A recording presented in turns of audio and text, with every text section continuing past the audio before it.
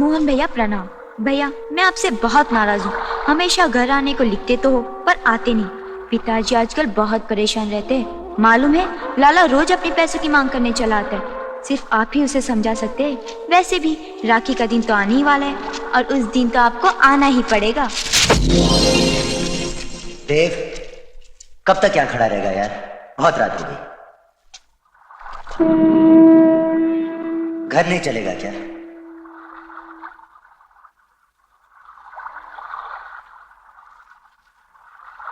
जिंदगी और मौत तो ऊपर वाले के हाथ में होती है। शायद उसकी मौत ऐसी ही लिखी थी देव।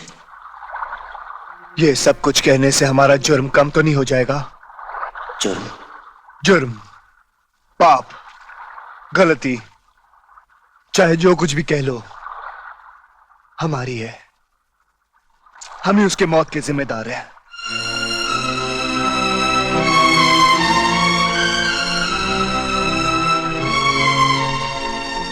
न तू उसका पॉकेट मारता, न वो हमारे पीछे दौड़ता। वो तो बेचारा अच्छा वाला अपने गांव जा रहा था। हमने उसका रास्ता काट के उसे मौत की तरफ ढकेल दिया। हमने अजय, हमने एक नहीं 4 जिंदगियां बर्बाद की है। 4 जिंदगी।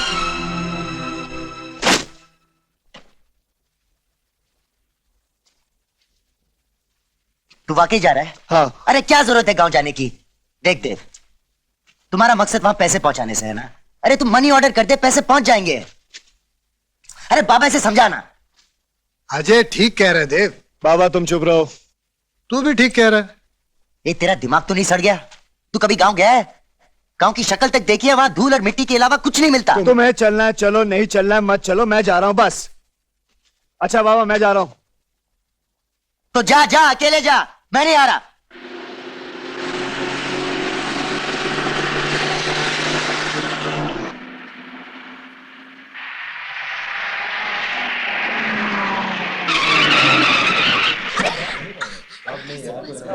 चलो अंदर आ जाओ, अंदर आ जाओ। एक तो बीच में रोक दिया बस को। चलो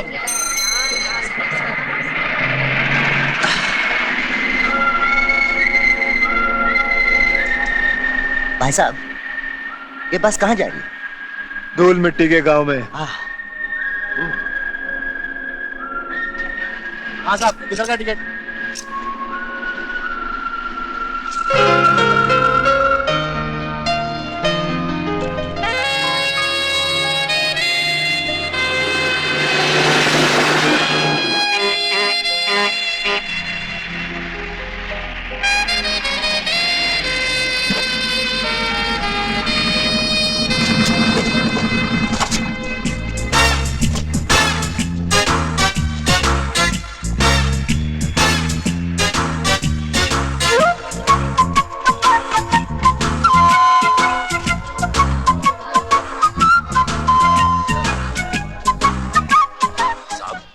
शहर से 2 छोकरे आए हैं।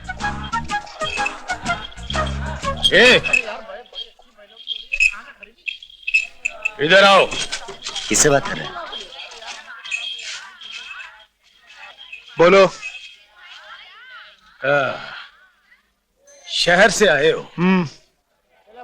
मुझे पता है कि शहर वाले बहुत बदमाश होते हैं। यहाँ कभी भी लफड़ा या झगड़ा मत करना, क्योंकि मैं बड़ा ही कड़क थानेदार हूं।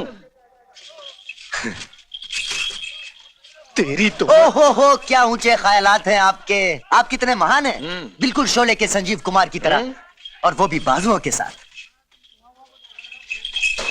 जी करता है आपसे एक बार गले लग जाऊं। वाह, काश बम्बई की पुलिस भी आपकी तरह होती। इंस्पेक्टर साहब, हम दोनों बहुत शरीफ लड़के हैं। आपको कोई प्रॉब्लम नहीं होगी हमारी वजह से। हाँ? मेरा विश्वास कीजिए। हाँ।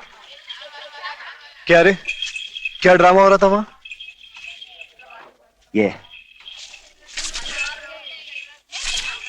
अरे, लगता है यहाँ की पुलिस को हफ्ता नहीं मिलता, सिर्फ 125 रुपए मिले। तूने उस पुलिस वाले की जेब मार ली?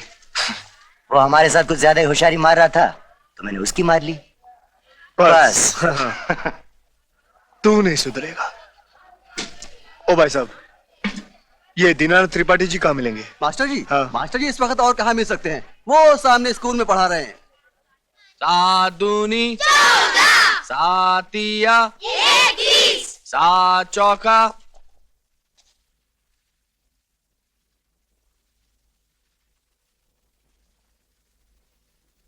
हम कितना?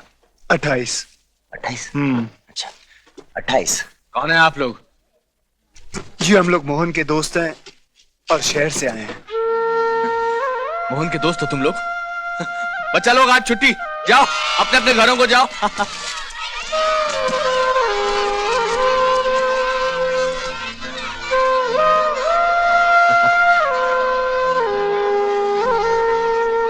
मोहन नहीं आया? जी वो जी, वो परीक्षा बीमार है। क्या? वो जी, वो परीक्षा बीमार- दे रहा है। जी वो पहले बीमार था, अब परीक्षा दे रहा है। जी अब तो ठीक है ना वो? जी बिल्कुल। अच्छा तुम लोग आओ आओ घर चलते हैं, आओ चले। चलिए। कुछ नहीं मास्टर जी, 2-4 दिन में मोहन आ जाएगा जैसे ही परीक्षा खत्म। ये क्या पागलों की तरह भागी जा रही है? कहाँ जाना है तुझे? क्या करूं पिताजी, इतनी सारी चीजें जो लानी है। माँ को गाजर का हलवा बनाना है, बेसन के लड्डू बनाने, मीठी पूरियाँ बनानी है, अचार बनाने। मोहन भैया जो आ रहे। ये कौन है पिताजी? ये मोहन के दोस्त हैं, देव नमस्ते। और अजय। मोहन नहीं आ रहा बेटा। अब मायूस क्यों होती है? 2-3 दिन में आ जाएगा। अच्छा माँ के लिए बहुत सारी चीजें लानी है ना, चल भाग भाग भाग भाग भाग। हाँ शाबाश, जल्दी आना। हाँ हाँ आ जाऊंगी। मोहन की माँ और उसकी पत्नी बड़ी बेसब्री से इंतजार कर रहे हैं उसका।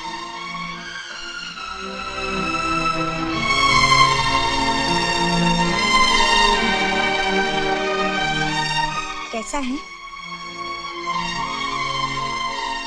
अच्छा है। मोहन कैसा है? मोहन मोहन अच्छा है, बहुत अच्छा है, बहुत पढ़ाई कर रहा है वो। अच्छा। चश्मा लगाकर पढ़ता है। चश्मा चश्मा लग गया उसको? देखा, मैं कहती थी ना, 24 घंटे पढ़ाई पढ़ाई पढ़ाई, उससे आंखें कमजोर हो जाती है। चश्मा लग अरे गया मेरे चश्मा बेटे लग गया को। तो कौन सी आफत आ गई? मुझे भी तो लगा हुआ है चश्मा इतने सालों से। मगर ये जी माँ जी, पढ़ते वक्त ही चश्मा पहनता अरे है। बहू जरा सबके लिए चाय लाना, मैं भी पीऊंगा। जी बाबूजी, अभी लाई।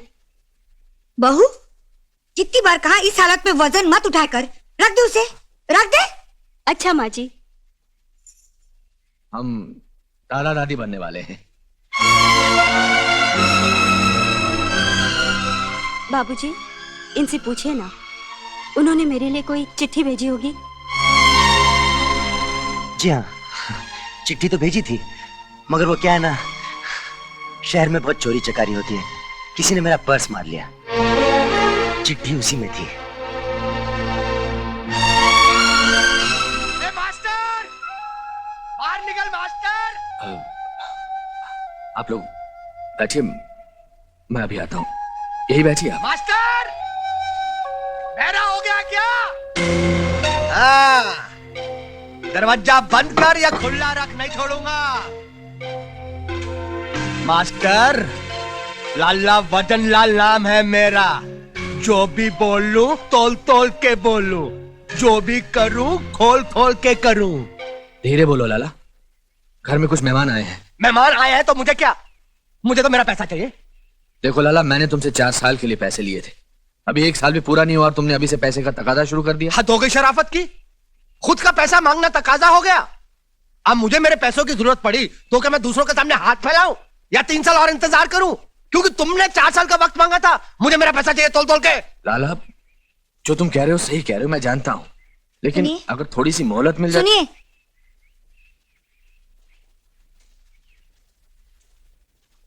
उसे ये कंगन देकर टाल दीजिए, कुछ दिन तो चुप रहेगा। कैसी बातें कर रही हो? ये कंगन तो तुम्हें शारदा की शादी के लिए संभाल कर रखने को कहा था। जाओ जाकर रख के आओ। मैं कहता हूँ जाओ, इन्हें अंदर रख कर आओ। लेकिन ये मैं कह रहा हूँ ना, जाओ।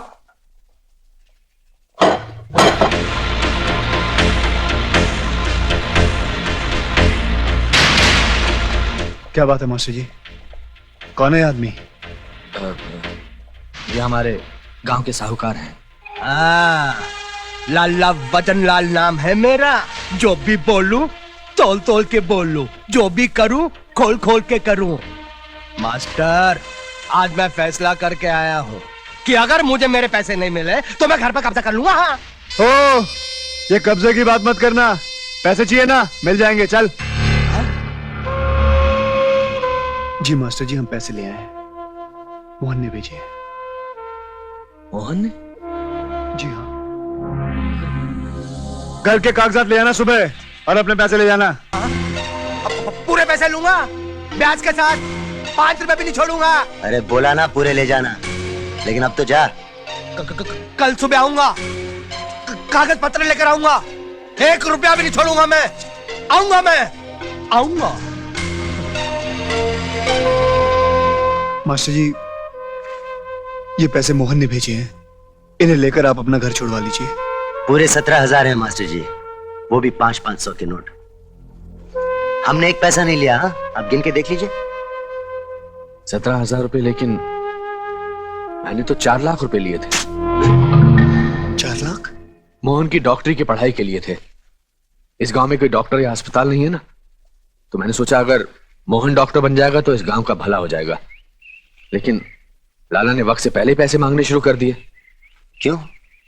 लेकिन सवाल पैसों का नहीं है। मैं जानता हूं लाला को मेरा घर और मेरी जमीन चाहिए। लाला को? लाला को भी नहीं, दरअसल इसके पीछे भानु प्रताप का हाथ है। ये भानु प्रताप कौन है? ये गांव भानु प्रताप के बड़े भाई सूरज प्रताप सिंह की जागीर थी। सूरज प्रताप सिंह जितने भले इंसान थे, भानु प्रताप सिंह उतना ही अय्याश, बदमाश और आवारा आदमी था।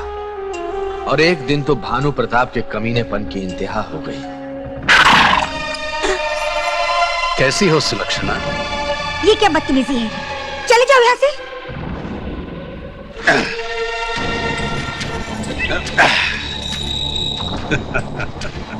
डर मत, तुझ जैसी खूबसूरत औरत की जगह इस गांव में नहीं, मेरी हवेली में है। अपनी हवेली में ठकुराइन की जगह अभी तक खाली रखी है मैंने। चल। बहुत कपड़े धो लिए तूने। अब ये ठाकुर रोज तेरे हुस्न की पूजा करेगा। भाई साहब ये क्या कर रहे हैं आप? भाई साहब मुझे माफ कर दो, भाई साहब मुझे माफ कर दो भाई साहब। भाई साहब मुझे माफ कर दीजिए। भाई साहब बख्श दीजिए मुझे भाई साहब। आज ठाकुर सूरज प्रताप सिंह तुम्हें नहीं बख्शेगा। तुम्हारी बेशर्मी और बदचलनी आज खुद मुंह फाड़े हमसे तकाजा कर रही है कि ठाकुर खानदान से तुम्हारा जुड़ा हुआ ये नाम हमेशा हमेशा के लिए काट दिया जाए। हम तुम्हें अपने बाप दादा की जागीर से बेदखल करते हैं। नहीं भाई साहब, ऐसा मत कीजिए। भाई साहब मुझे माफ कर दीजिए, मुझे माफ कर दीजिए भाई साहब, मुझे माफ कर दीजिए भाई साहब, मुझे माफ कर दीजिए। इतना ही नहीं, सूरज प्रताप ने भानु प्रताप को गांव वालों के हवाले कर दिया और गांव वालों ने उसकी बहुत बेइज्जती करके बदलापुर से निकाल दिया।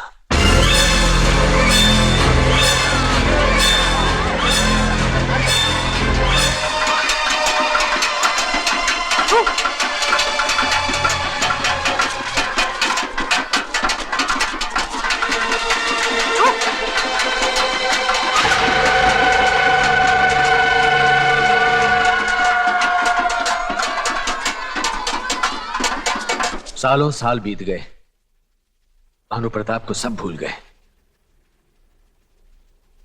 सुना था आसमान से फरिश्ते उतरते हैं, पर उस दिन इस गांव में आसमान से एक शैतान उतरा था।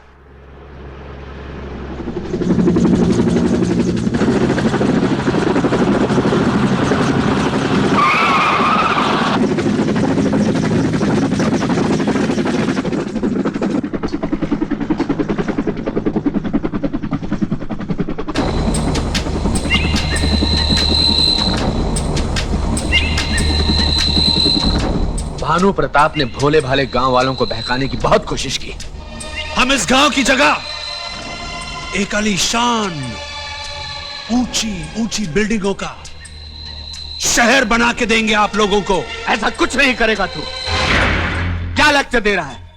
यही कि हमारे घरों को तोड़कर ऊंची ऊंची बिल्डिंगों में तू कबूतर खाने देगा हमें, जिसे तुम शहर वाले फ्लैट्स कहते हो, जहां इंसान ठीक तरह से सांस भी नहीं ले सकता। खुले आसमान की जगह एक बंद कमरे की घुटन देगा तू हमें। तू हमसे हमारी जमीन का सौदा करने आया है, लेकिन एक बात याद रख भानु प्रताप, किसान के लिए उसकी जमीन उसकी मां होती है, और कोई अपनी मां को नहीं बेचता, कोई नहीं बेचता अपनी मां को। दुनिया चांद तारों तक पहुंच गई मास्टर, तेरे पांव अभी तक मिट्टी से बाहर नहीं निकले। आज भी वही तेवर है जो बरसों पहले थे। अपनी मां को कोई नहीं बेचता, मगर गिरवी जरूर रखता है। जैसे आपने अपना मकान और अपनी जमीन लाला के पास गिरवी रखी है। लाला, इस गांव के हर बच्चे को मास्टर ने पढ़ाया है। आज वो बच्चा अपने घर का मालिक बन चुका है। वो वही करेगा जो मास्टर करेगा। हमें मास्टर का घर और उसकी जमीन चाहिए। एक बार हमें मास्टर की जमीन और उसका घर मिल गया तो गांव के सारे घर उसके पीछे पीछे भागते आएंगे, और फिर कबूतर खाने भी इनके नसीब में नहीं होंगे। उस वक्त तो गांव वालों ने मेरी बात मान ली और एक गांव टूटने से बच गया।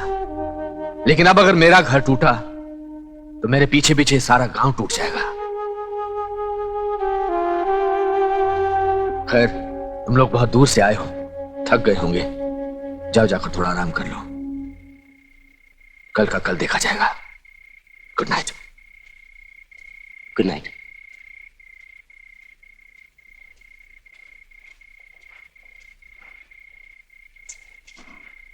कल का इंतजार नहीं करना देव, इसी वक्त निकल लेते हैं पतली गली से। रात को कोई ट्रेन या बस नहीं जाती तो पैदल निकल जाते हैं यार। कल सुबह लाला आएगा पैसे मांगने, तो क्या जवाब देंगे?